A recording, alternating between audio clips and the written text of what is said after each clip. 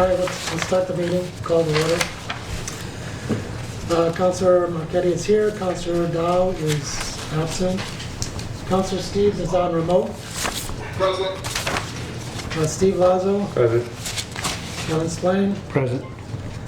Also in attendance is Councilor Catrona, Council Chair Daniel, Town Manager Michael McCall, DPW Director Heather Blakely, Mike Leonard of Quabbin Forestry, Yes. and Steve Gregoire of the Water Department. All right, thank you. Agenda item number 2, consider and approve joint DPW Town Council meeting minutes of September 29, 2021. I did send it to everyone. Has everyone had a chance to look at it? Yes. Gus, we're on minutes now. Did you get a chance to look them over? Okay. What was that again, Mike?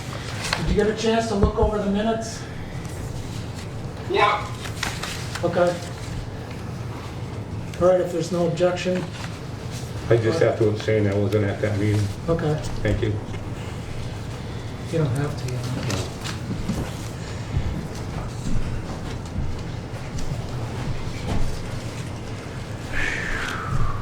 All right, citizens forum, if there's any citizens here tonight, and I don't see any who would like to speak on any issue. Agenda number 5. Review, discuss recommendation to allow deer hunting in the town of Southbridge Watershed Protection District, is what it's called, right? I'm gonna add Protection District, for this deer hunting season. Entertain a motion to vote to recommend that council allow deer hunting in this area for the current 2021 deer hunting season. Could I have a motion? I'll make the motion. It's not the protection district, because that can be properties outside of the town. Okay, so it's not the deer protection It's district. the town of Southbridge watershed properties, Okay, because there are properties outside that are in the district, the protection district, that aren't owned by the town of Southbridge, so I don't want to conflict the two terms. This would be property owned by the watershed, which currently the town of Southbridge does not allow hunting on, so. okay. So what should it read? So Watershed? it's just the Just the watershed. watershed properties. Second. Oh, Gus seconded it. Oh. So who made the motion? Steve? did. Steve, all right. Okay, Heather? So as you're aware of, where North Quabbin Forestry has been doing, looking at our watershed areas to look at our forestry management plans and what the conditions of the watershed are currently, and develop a forest management plan for us. What he has found, and you can see in his memo and subsequent memo, is that some of the areas that cuts had been done 10 years ago, 15 years ago, are not regenerating properly, and what the reasoning for that, so they're not, the new growth isn't coming back because the baby growth is getting eaten by deer because we have an overpopulation of deer in our watershed. So in an effort to try to temper that down and have more new growth, regeneration growth, he's recommending that we allow some hunting in our watershed, and we can do this on a year-to-year basis, and depending on what kind of response we get or if we have any problems, this will just open up those 1,000 acres to be hunted. Currently what is happening is the deer kind of know to go in there and hide, so that's what they're doing. They're a little smarter than, they're pretty smart about it, so. Okay. And Mr. Leonard's here, if anybody wants to ask him any questions. Steve's here. Okay. It has been our policy that we haven't allowed hunting. There is a hunt club that's up adjacent to our property, but obviously even that's not, stemming the deer population. I believe you guys got the colored pictures. It's hard to see in the black and white copies I have here, but you can definitely see that they're doing that. In addition, he's shown some of the other places that we will have to do some management of the forest and try to get some invasive species out of there, what the deer aren't eating, but what they are eating. So that's all part of our forestry management plan, to get those invasives out there. So. Okay, let's start with Councilor Lazo, Steve. I have just one question. I don't have a problem with allowing the deer hunting in there. Just the liability part of it. Who's liable if someone gets hurt there? Do they sign a paper that So it's They're just, on their own? I would assume it's just like, Well, no, if we were gonna do anything, what I would wanna do is just ensure that we have some type of release, that we manage whichever hunters that wanna come on. And maybe we could even advertise if you're interested, and then we could select from them. I know we did have an unsolicited gentleman last year when I was here, wanted to bow hunt on the Connecticut, we own property on the Connecticut side. But we could say in consideration of allowing them to go on, that they have to sign some type of assumption of the risk, waiver of liability, so that if they trip and fall, they're not suing us because they're on private property. So if we're going to entertain this idea, then I would make sure that we could find something that, whatever, any of the other towns that do this, or just double check, put something together and run it by council to ensure that we don't expose ourselves. Thank you, Mr. Town Manager. Thank you, Mr. Chairman. I Okay, had thought of that as well. Citizen would allow us. I have a question. go ahead. Okay, I guess this is due you to Mr. Leonard, who I can't see from this angle. Do you have a rough idea of how many deer would need to be taken to bring down the population to a level that you would consider to be sustainable for that property? Sustainable would be between 6 and 8 per square mile. Yeah, What the population here now is anyone's guess, 30, 20 or 30 square mile. okay. Now, What kind of outreach do you like to be able to do to let hunters know that this would be available? Because hunting season, I think it has already started, but not for deer. actually, you had a Yeah, so- idea too. So, we already know that there's quite a few hunters within just the list of town employees themselves. Just this vote and their word of mouth is gonna get quite a few of the locals in that little lands. It's gonna, just word of mouth alone is gonna make a big difference this year. Because that land has been restricted for so long. Okay. And I'm just curious, who is saying that? 'Cause I can't see. I'm sorry, Gus, that was it's Steve Gregoire. Gregoire. Steve Gregoire. Who is it? Steve Steve Gregoire. Gregoire? Yep, Teresa? yep. Yes, Okay, do you figure it'll be the one hunting season will be enough to handle the overflow here, or will they doing it more than once? You would need an annual hunt to keep, Something consistent. We will. I think what you're asking if we need an annual hunt? Yeah, we do. We would too. Yeah, we do. Yeah. Okay. I think our goal this year would be to Okay, have, I'm sorry, Gus. I think our goal this year would be to have an open hunt. It's too far in the season to do a planned hunt with ticketing like Quabbin. I would think in the future years, we would go to more of a ticketing system that have more control over it. It's just this year, we're just a little bit late to the game to get that sort of system approved by DCR and still do a hunt this year. So this year, we would go more an open hunt style, like Whitesville Water uses or Fitchburg Water. And in the future, we would go on more of the ticket model. And it'll give me the summer to get that sort of program set up. you all set, Counselor? Yeah, so thank you. All right. Does anybody else have any questions?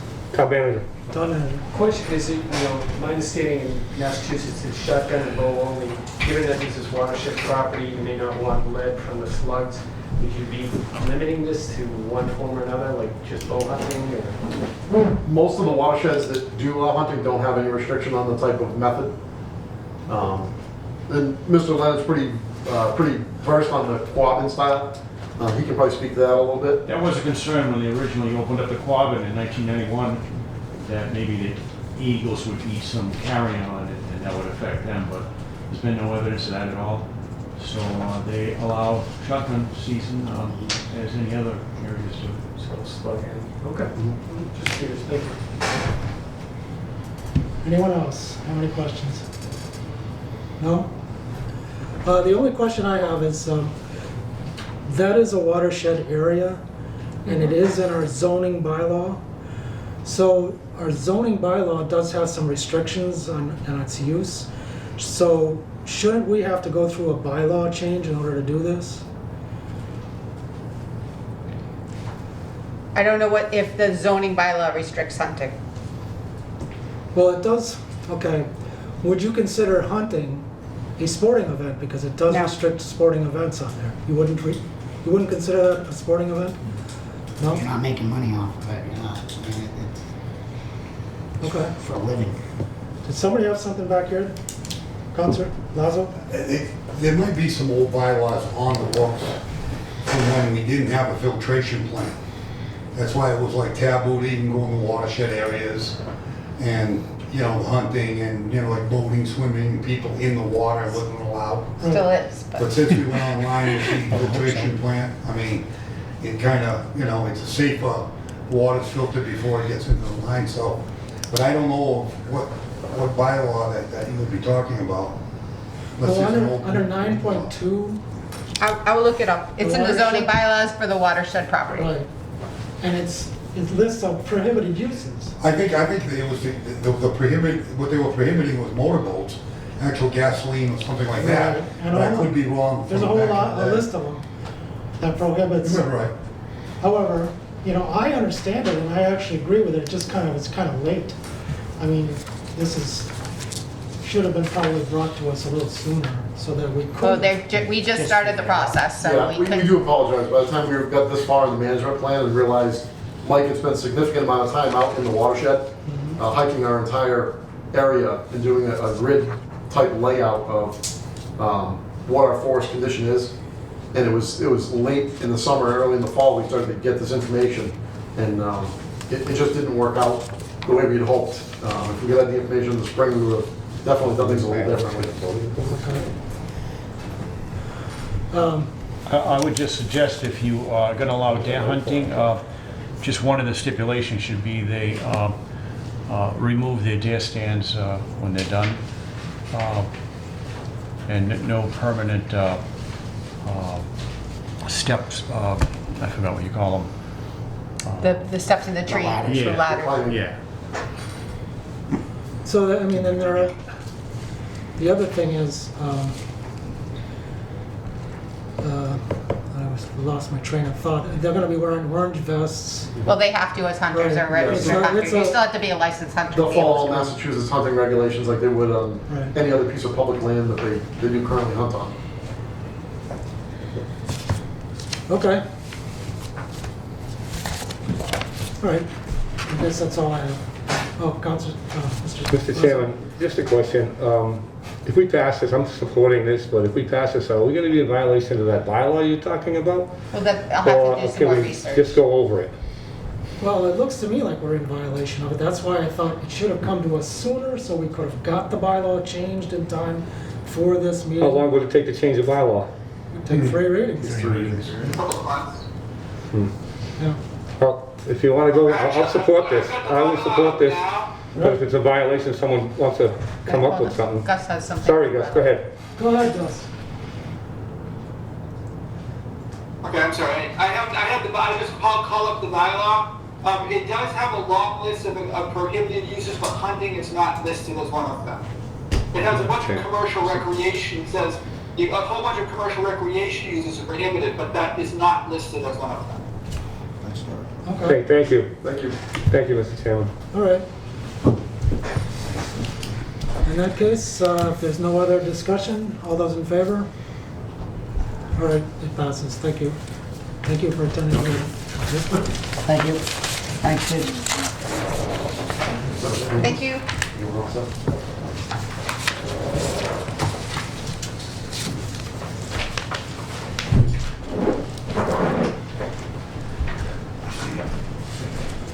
All right, agenda item number 6, review and discuss the update of street activities as listed and requested by citizen member Splain. Now, I have a list here, if you want to go through them one at a time. Number 1 is update of Worcester Street, Moon Street, and Snow Street with final paving from gas line install done in February and March. So, Worcester Moon and Snow, we had spoke about incorporating with, National Grid incorporating with us doing additional mill and overlays in those sections. At this time, due to the complications with our other projects, we didn't take on any additional mill and overlay. I would still recommend that we propose to do that in the spring in combination with them funding, partially funding for the project, as opposed to having them do half of it and have it half done and then not half done. As for the sidewalks in the area, which is the next item, they have been provided a list that I inspected and said these need to be handled, and they have assured me they're going to have their contractor go out there and take care of them before winter. Question? Yes, Heather, as far as sidewalks, It's entire panel. thank you. That's what they've been told, so. Okay. All right, update on South Street water and drainage project. South Street has been hampered by our COVID supply shortage, including some of the drainage. They thought they were going to be able to get all the drainage stuff. It's my understanding that they have received the drainage structures that they need now, and will be starting November 1st. They actually took possession of some of the water line pipes, so depending on weather conditions, we still may see pipe going this year. So 2 questions. Starting November 1st, when are we stopping them from working? We stop them based on weather conditions. It's a week to week, and they know that. So my second question, from how I understand it, they're having a problem getting the pipe. They had a problem getting, and it's not always just the pipe, it's also the valves. Yeah, which is understandable. So I guess the thing I want to throw out there, and I don't know if it's in our specs, maybe we can change our specs, or I'm asking for input. We always go with, drawing a blank on the pipe, Ductile iron. ductile iron. Why can't we look into Blue Brute as far as mains go? I understand laterals, maybe not, but mains, why can't we go with that Blue Brute pipe? It's, I've used it, and it's a lot cheaper. Food for thought, I'm throwing it at you. I don't know if it's something that's good, bad. I don't know. I know a lot of places, not as much in New England, but definitely down south and other places, and I have myself have seen it be installed and have done oversight in places where it's been installed. Because it's basically the same valves that we use now, if I'm not mistaken. Even though you're going with a plastic PVC pipe. you would still Yeah, use- you'd still use similar type I'm valves. just thinking, It it's is durable. harder to detect and determine where it is. There is definitely more recent determinations that ductile might not be as durable long-term as what it used to be. I agree with that. But we, right now, our standard is still required for ductile. We can look at it in the future. We're not going to change that No, project I'm now. not saying Yeah. that, but I was kind of using that as an example, saying, they're having trouble, and I understand it's COVID stuff, but is that an avenue we should look down? Is it feasible? Is it? I don't know. I'm going to have to do more consulting with the water department and find out more places that have used it. I'm not convinced. So I guess it would take some more convincing on my part. I also have my own reservations after seeing some failed ductile iron pipe that's failed prematurely more recently, and I definitely have concerns there. So I'm more convinced to look at something, but I don't have an answer to say yes, we should add it. It's not as easy as saying like HDPE drainage. It's going to take a little bit more research than just something off the top of my head. So Okay, it was just, I don't know, it was just a thought I figured throw out there. yeah, no, and I mean it wasn't just that Technology's coming in. the standard manholes were easy to get, but then when they have some, because we have to meet, because we're adding we have to meet enhanced standards for discharge, they couldn't get that manhole in either. They did tell us this right at the beginning of the project. They thought they were promised stuff from their suppliers and didn't get it as soon as what they hoped either. So, this is the results of what we're seeing in a backlog of not getting materials off the boats, not being able to make things during COVID, and everything's still catching up to them. So, I was just curious. Yeah. All right, let's move on then. Update on Dudley River Road paving project. So the final paving has been done on Dudley River Road. I know there is still some punch list items to go over, which we need to walk the street with the contractor and point out some of the driveways that need to be addressed and some of our concerns, but at this point, it's more punch list items. Do you have a list of that? I don't have a list of the punch list items. Like I said, I need to walk That was the, the reason why I brought that I up. need to walk the road, Because I gotta- or Matt needs to walk the road with the contractor. I know at least of 2 driveways that need to be addressed, but I don't know of every driveway that needs to be addressed. So in the back of your head, those gas cocks, right at the bridge, Okay. that are, they never raised the gas cocks, they're 3-4 inches down. Okay.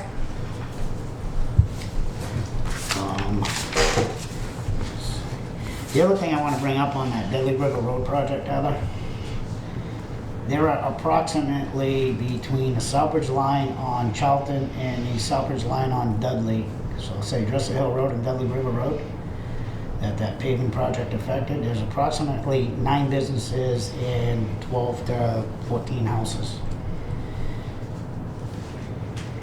There has to be more, in my opinion, there has to be more communication with the town and residents of Southbridge as far as construction projects goes. I don't know if you're aware, if anybody here is aware, but they shut that road down completely. My business was affected. It cost me money because of them shutting that road down. I had a delivery. They couldn't make the delivery because the driver wasn't going 12 miles out of his way round trip to make the delivery. Had to come back another day. I don't think they should have been able to shut that road down completely from 8 a.m. in the morning till almost 3 o'clock in the afternoon. Residents and companies should have been aware of that. And I think in the future, It we was on need the to- website. Not everybody looks at that website. Well, I don't know another effective method My to get thing is communication. we have a street sign that lights up that just sits at the police department. I mean, It doesn't operate very well. We gotta start notifying residents. I mean, it just, Yes, we need to get a new, we need to get a new sign, and that has been something that's been on the list, but I know it hasn't been funded. That one is very, very temperamental and not easy to put out.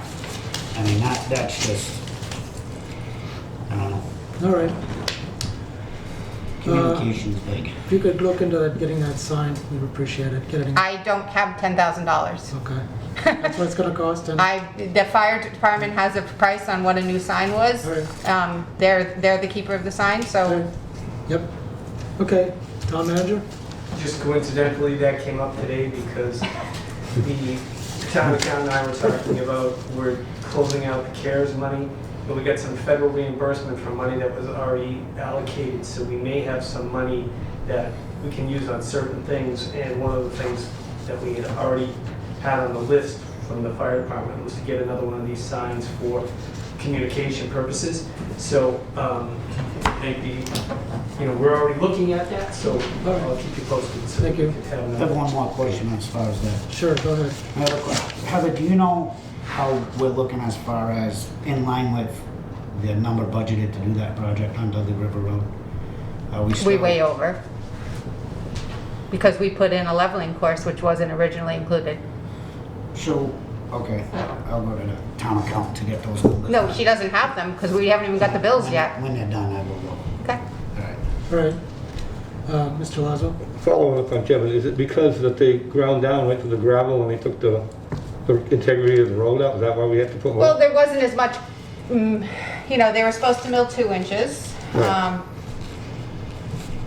I went whether down they- the road, it was down to the gravel and spots. Right, and down to gravel in Right. spots, it wasn't level, there was much discussion about what we could do. The leveling course was the best solution to get some crown back in that road. Of course, with leveling course, you're paying by the ton, so that's where your additional money's gonna be. Thank you. All right, thank you. We'll move on to update on Wells Junior High project, sidewalk and street openings on Marcy Street. So I visited that project last week and instructed them that they had to get this buttoned up before winter. Their promise to me was that it would be done this week. I said to him, well, it's supposed to rain all week. He goes, we will attempt to get it done this week. If not, it will be next week. So they're both aware of both the street openings and the sidewalks. They were delayed on the sidewalks because there was a broken hydrant that needed to be fixed, which was fixed 2 weeks ago, but they... Okay, And I know it was supposed to be maintained, and they've been told multiple times, and multiple people have visited.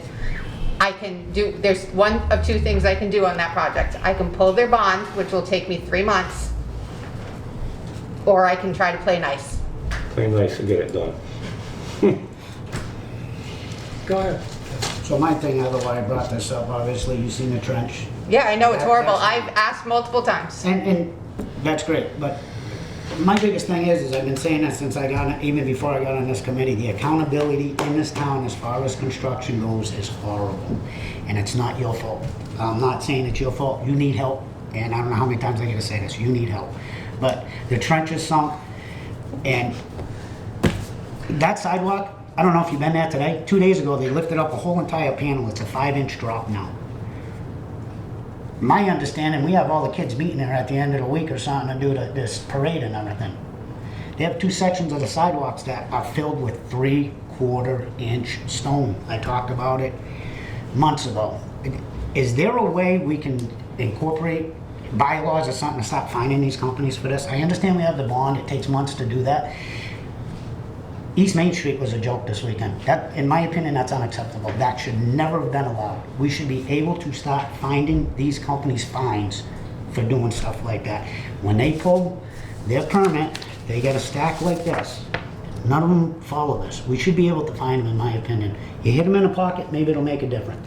The worst company that we have is Newco for the gas company. They're horrible. Let's start finding them, in my opinion. I don't know what the process is, how we go about doing it. We should be able to find them, other than hit their bond, which takes 3 months. If I'm lucky. Exactly. We gotta do something about it. It's just, our roads in this town are beat to hell, and it's from outside contractors, and we pay for it as taxpayers after. Okay, anybody else have anything? No? All right, update on Coombs Street, Cisco Street, Warren Street, and Rogers Street gas line install. So I did confirm with National Grid that they have finished there. I have some definite concerns of the condition of that trench. However, I would rather see that trench settle out for winter before they address it. I would love to say that that's a mill and overlay candidate, but I don't think it is. It may be just an overlay candidate, because I think part of the issues there is that that pavement is probably paper thin, and that's why the conditions of their edge of their trench are such. So I have a tentative, part of my discussion was him that I wanted to meet out there on site to see what they could do to make it better over the winter, but I also think letting it settle over the winter, which any trench, allowing it to settle, especially over freeze cycle, is going to give you a better end product in the end when you do finish it, because hopefully the majority of the settling has happened before you address the final paving. I know that's not how our specs read, but in a position where it's a long trench like that, and it's not just a clear cut, you're going to have settling. Just like Dresser Street.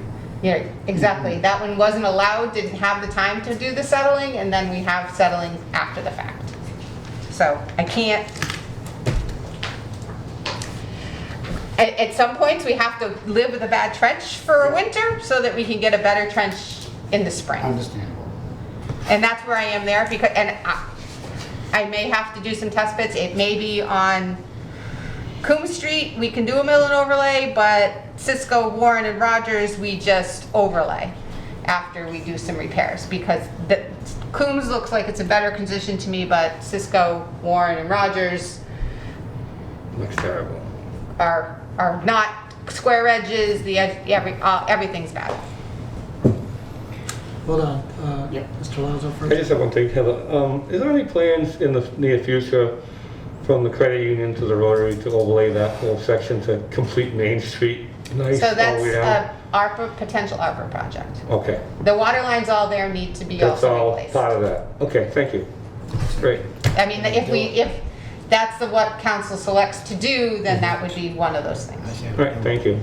And I don't know if it would be all the way to the Rotary, I'll say that right now, So because we go to the Rotary. there's a major culvert project that will be upcoming down there that needs to be addressed, because that culvert's in probably bad condition.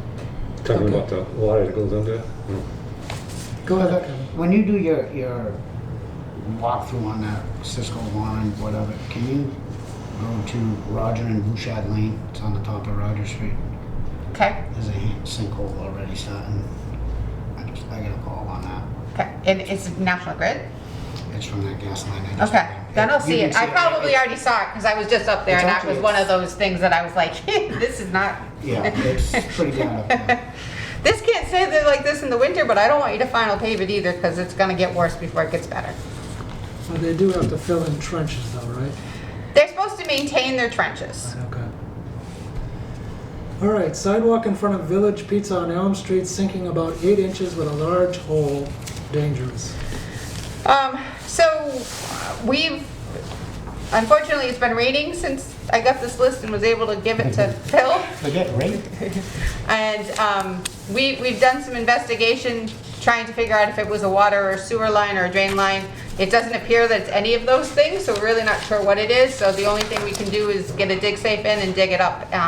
But at this point, it won't be until next week. It's pretty bad. Yeah, no, I've been there. It's gotten worse since the first time I've seen it too. It seems to sunk more, so I have no idea why or what's happening down there. Maybe we'll find gold, who knows? I ain't getting that lucky. All right, Probably a hole, but not gold. anything else on that? No. No, okay. And finally, dates of when Dresser Street gas line and when gas lines were done to sewer department. Dresser Street permit was issued 2/2/2018, and the gas permit was in 2011. I mean, and the permit for Dresser Hill was 2011. Dresser Street, Dresser Street was 2018. right. Dresser Hill, it's the second part of the question. Sewer treatment Sewer- department, I'll just have a- Yeah. Oh, okay, I see. Okay, I got you. Thank you. Thank you. All right, anything else on that? All right, thank you. Thank you. You're welcome. Agenda item number 7, update on Dresser Hill Road. What's going on with that? So there's a couple things that I can talk about. I'm in a regular contact with Ed Dunn, who is, he works for AES. He's representing the solar farm, and he's been keeping me updated on the work he's been doing with local contractors. From my understanding, he has met and talked and visited repeated times several of the properties on both sides of the road. I know that he said he's working, some work is completed, some is ongoing, and now with permission, and as I said, without getting into specifics, he has some local contractors that he's paying directly to do the work. So far, he said that those homeowners are satisfied. There is one that he's getting the permission to go on and do work. There's another one that he sent me some information on that, you know, he's considering paying some but not all. So I've asked Mr. Rumsey a couple questions based on past questions from the subcommittee. I guess the planning board is going to be calling the solar farm into one of their upcoming meetings to find out where they are and what's going on. With regard to the Conservation Commission, he said they don't really have enforcement authority, that they've referred the matter to DEP, but because of COVID, DEP's backlogged. But I've asked him to contact them and try and get this updated given what's going on. I have taken some of the information that's been provided to me by some of the homeowners and provided it to the town's insurance carrier, which is going to investigate the matter and look at responsibility, who's responsible in here. And based on that, I had a conversation that was at the advice of our town council, said to refer to the insurance company after I inquired. And both the insurance company and town council have not asked me to speak in any depth of what our involvement or anything other than what Mr. Dunn has related as to what he's doing. I could probably give you a little more detail, and Mr. Dunn even said if there was specific questions, I could call him during this meeting, but I know he said that he's removing stone, he's fixing ends of driveways, there is some issue with some drainage going up higher on the hill that he's looking at, and there's some other driveway stuff that he's still looking at, but I'm kind of hampered as to how much they told me I can discuss after that. Okay. Heather, did you want to add something? Nope. No? My basic question is, are they going to fix the drainage that's coming down and going onto Dresser Hill Road? That's I that's think, the issue, I think. so, based on what they've said is, they want, town council has told me not to say anything until the insurance company does their investigation and assigns who they believe is liable, because if I say anything about anything we're gonna do, actions we're gonna take, did or didn't do, that may compromise that investigation. So he said to me in this evening, just, I can't say much more. Okay. All right, Councilor Alonso. Just a quick question.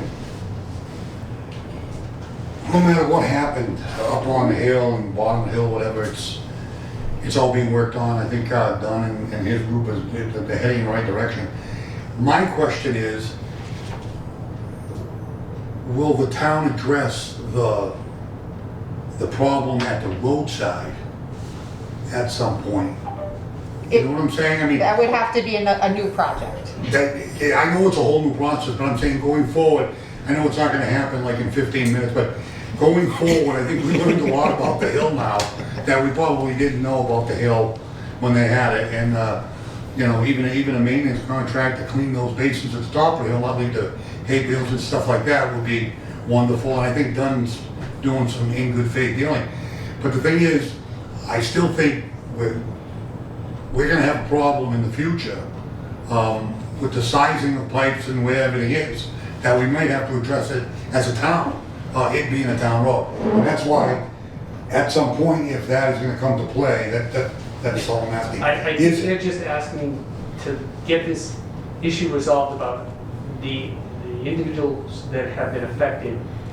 I'd ask them, that was the recommendation, that they're gonna be an independent investigation. After that, when all these people, Settle down, settle up. whatever happens Oh. there, then we can look in the long run. Okay. But I think that would be. Because the thing is, Whatever it was. that answers my question. All right, thank you. Anybody You else? saw that. Gus, do you have anything? Did you want to ask? All right, does anybody else have any questions on this? You No? need to dry your sheets. All right, thank you. And finally, update on carpet situation at Town Hall. Who needs it? That's true. I did receive your email. I also, Not my email, from you, from Lil Kanaya. yes. Yeah, And I also downloaded the email from Maddie. yeah. So, you want to speak to it? Mr. Donovan? We've had some informal discussions about it. We know that there is money in the town hall, I must say maintenance and improvement fund, so that we can do it. I think what we've been looking at and discussing back and forth with is the appropriate remedy to do that. And Heather and I had talked earlier today about getting quotes to move forward and just to get it done. The issue that we were discussing back and forth is really, can it be done piecemeal, like to address some of the worst sections? From what little investigation that I know of, or one investigation, the problem is a lot of the glue that was used here isn't working, and that's why the carpet's coming up. And that contractor, I guess, is no longer around to find, or is no longer in business, so that's part of the problem. And we won't be able to just cut and patch. So the next set of discussions we're having is what is the appropriate material. I know we've talked about it here, whether we do tile, full rug, some type of laminate, and what are the issues relative to people slipping on a luxury vinyl tile type of product, whether we stick with carpeting. Those are some of the things we're working on. So I think once we come to a decision on what's the most appropriate solution, then we'll just get quotes, and it sounds like we have the money to do it. So we talked today, it's got to be done, we fit in as soon as we can do it. I don't know if Heather has anything else to add, but that was basically our conversation. All right, anybody have any questions? Not only questions on that, I just want to thank you, Town Manager, and Heather for expediting that patch on East Main Street quickly. Thank you. All right, I would like to hear if you guys had any opinions on what you would like to see. I think On the carpets? On the carpets, I mean, it is, we work here, but it is your town hall in some sense, so I'm open for a discussion of like, Yeah, carpets have their pluses and, you know, carpet tiles have their pluses because then if one part goes bad, you can pick it up and put it back down. Yep. I like the luxury vinyl tile because I do like the way it looks, but I also understand from a maintenance standpoint for, you know, my custodian, that's gonna be more work on him to maintain it and clean it and wash it versus vacuuming. So there are pluses and minuses, and maybe maybe carpet isn't what should be in the entranceway near because of what it is there. Maybe that needs to be a hard tile with some type of rug on top of it that has the durability to handle wet conditions that we get in the winter and salt. You know, so there's a lot of moving pieces here. Some places maybe luxury vinyl tile would be fine, but what if somebody comes in with wet shoes and slips? Okay. I forgot to Linda has mention this plywood further and in our conversation, but I've been into town halls where they have, it's kind of rubber with the raised bump surface. Yep. And they do that at the entryways and the stairs till you get to the carpet. Yep. Because that's where your salt and sand. Yep. I know exactly what you're talking about. You see them in a lot of schools. Yeah, because the salt and sand is doing a number on our carpets. Yeah. Councilor Lazo. You just answered I was gonna comment on, high traffic areas shouldn't have carpet. Entryways don't normally have carpet. If you look at the way the schools are designed, the rubberized flooring that's used, Yeah. in the application where it's used, I mean, having a carpet in here, I mean, sound-wise, it's great. It's not a high traffic area, but you can tell by the elevator, I mean, that carpet is just gone. Yeah. And it's letting go. So, as the town manager said, I don't know if you'd want to bring a carpet advisor in or a person that would come in and talk to you about that stuff among materials. Because I know the guys that I use, they come on a job and they said, don't use this, use this. And they're coming out with some great laminates that are more durable than tile. But the thing is, the building materials evolving, and I think that, you know, getting the advice, but Tim just said it. I mean, a little common sense on the entryways goes a long way with the durability. Okay. And the other areas were like some of the offices, like Maddie's office. Town manager's office and Maddie's office are the other two areas. Those are the two areas that the carpet was replaced back in 2013 or something that have failed prematurely because of the wrong, or the glue being insufficient or something wrong with them. I've talked to the assessors, his office was also done, but it was redone. He did get them to come back and redo that. I will say that it is highly likely, depending on what we do there, we're gonna have to put subfloor down, because one thing that we know with Maddie's office and that's suspected the town manager's office is when we pull it back, it's just floorboards, and they're not, you know, they're the old floorboards, so they're not providing that, Coming up. you know, that level type of material to put something down. Now, carpet is more forgiving on that, but it's not always forgiving. Tiles might be, but I don't think, you couldn't put luxury vinyl tile down on it.